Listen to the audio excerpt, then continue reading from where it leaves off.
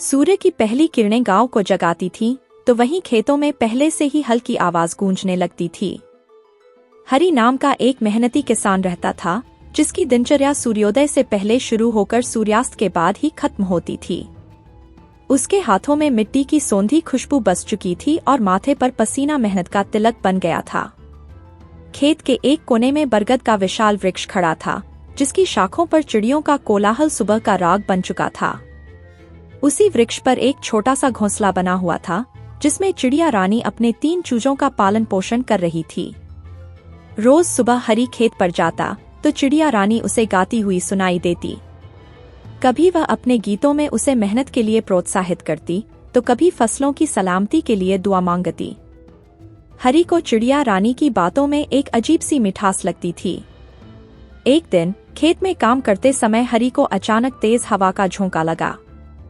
वह पौधों को सहारा देने के लिए झुका ही रहा था कि एक जोरदार आवाज आई। पेड़ से टूटकर चिड़िया का घोंसला जमीन पर आ गिरा। हरि का दिल दहल उठा। वह दौड़कर घोंसले के पास गया तो देखा तीनों चूजे जमीन पर तड़प रहे थे। चिड़िया रानी घबराकर पास के पेड़ पर बैठी चींची करके रो रही थी। हरि ने तुरंत घोंसले के टुकड़ों को हटाया और चूजों को ध्यान से देखा।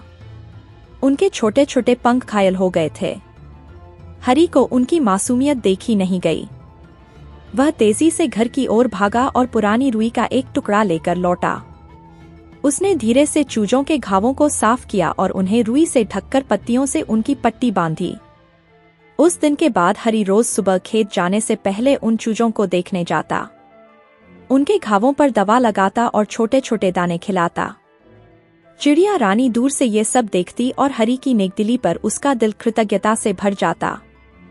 कुछ दिनों बाद बच्चों के घाव भर गए और वह धीरे धीरे उड़ने का अभ्यास करने लगे। हरि उन्हें देखकर बहुत खुश होता। वह सोचता था कि प्रकृति कितनी जल्दी ठीक हो जाती है।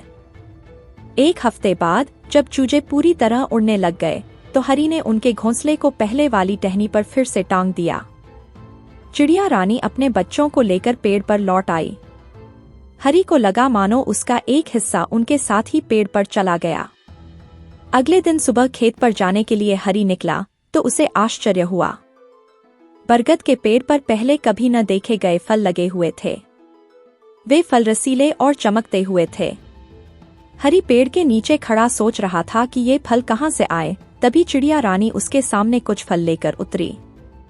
हरि, ये फल लो, चिड़िया रानी ने कहा। उसकी आवाज में मिठास के साथ कृतज्ञता भी थी। तुमने मेरे बच्चों की जान बचाई है।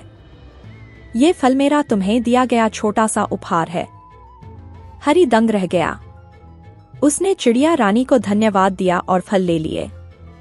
वह जानता था कि ये फल आम के नहीं थे, किसी अनोखे पेड़ के थे। गांव के किसी भी व्यक्ति ने ऐसे फल नहीं देखे थे।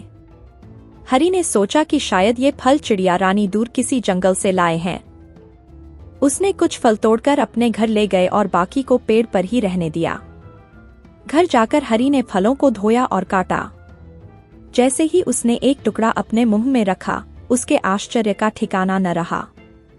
वह फल इतना रसीला और मीठा था कि उसने पहले कभी ऐसा फल नहीं खाया था। उसकी पत्नी भी फलों का स्वाद लेकर दंग रह गई।